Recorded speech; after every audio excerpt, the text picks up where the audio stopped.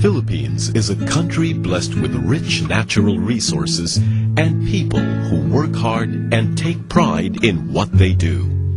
It is also a land that sits in the path of nature's convulsions, constantly visited by typhoons, rocked by earthquakes and volcanic activity.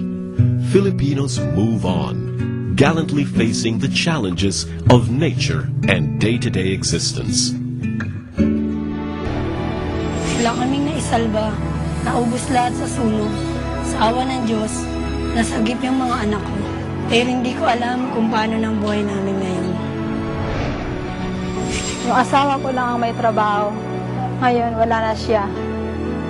Hindi ko na alam ang gagawin. Walang naiwan na kahit ano para sa amin. Wala siyang insurance. Mahirap lang kami. Our recent experiences with typhoons Ondoy and Pepe.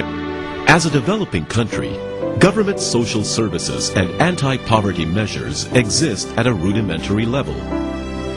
For an estimated 4.7 million poor families, natural calamities or personal tragedies can sink them deeper into debt and hopelessness. Nang abutin kami ng baha, naubos lahat ng aming ari-arian at pati ang aming pinagkakitaan. Napayak na lamang ako, hindi ko malaman kung paano kami babangon muli. Wala kaming naisalba, naubos lahat sa sunog. Sa awa ng Diyos, nasagip yung mga anak ko. Pero hindi ko alam kung paano ng buhay namin ngayon. Yung asawa ko lang ang may trabaho. Ngayon, wala na siya. Hindi ko na alam ang gagawin. Walang naiwan na kahit ano para sa amin. Wala siyang insurance. Mahirap lang kami.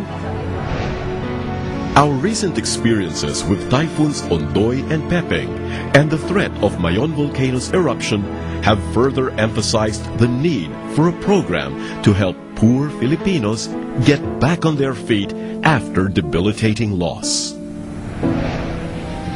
The time has come to recognize the need for insurance products for the low-income and informal sectors. It is time for microinsurance.